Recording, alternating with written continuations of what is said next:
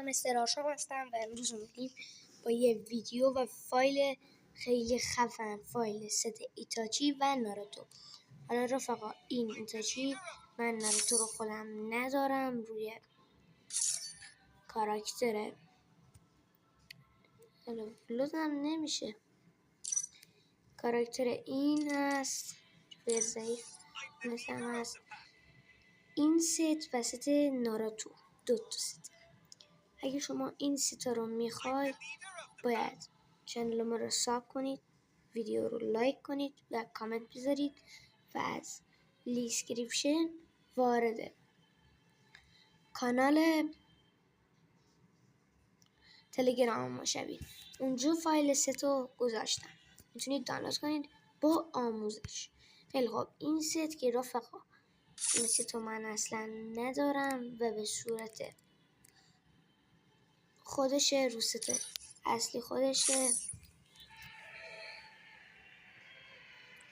نمیکنه، یعنی نمیخواد اصلا هیچ ستی بزنید، ست خودتونه، اصلا ستشو نداره. اصلا من حالا رو اکانتم جم نخوره که بخوام این ستو بگیرم،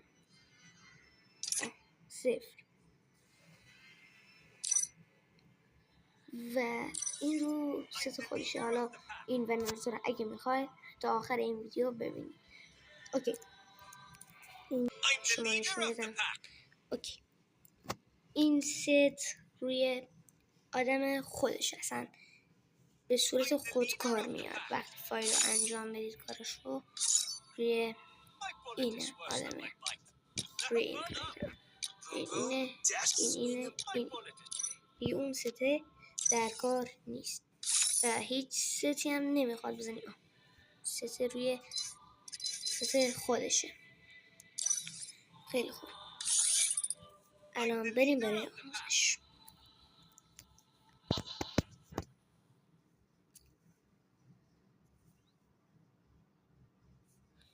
وارد تلگرام میشیم،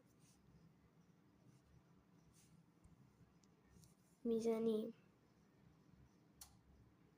مستر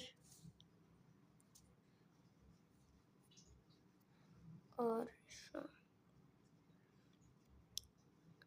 اینجا این کانال خودمون، اینجا فایل رو دانلود میکنیم و روش کلیک میکنیم. با برنامه ززاشور وارد میشیم.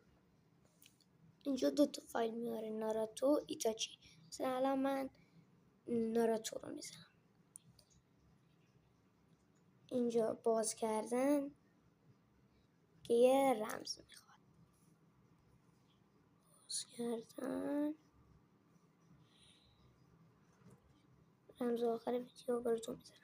اینجا فایل میاره com.freefire، روش کلیک میکنیم، فایل اینجا میگیریم، کپی رو میزنیم، اینجا اینو میزنیم، حافظه تلفن، اندروید، دیتا و اینجا دنبال بوفیه com.freefire میگردیم. وقتی کلیک پیداش کردیم روش کلیک میکنیم. اینجا اینو که بزنیم، الان من دارم هر دوتاشونو که الان اینجا اونو که بزنید، بعد تیکر که فعال کنید، بعد یه تیکم هست نوشته جایگزین برای همه فایل ها، اونو باید بزنید بعد فعال کنید که برسون شد. اینجا گیم از اینجا یه دور وازو بسته میکنید.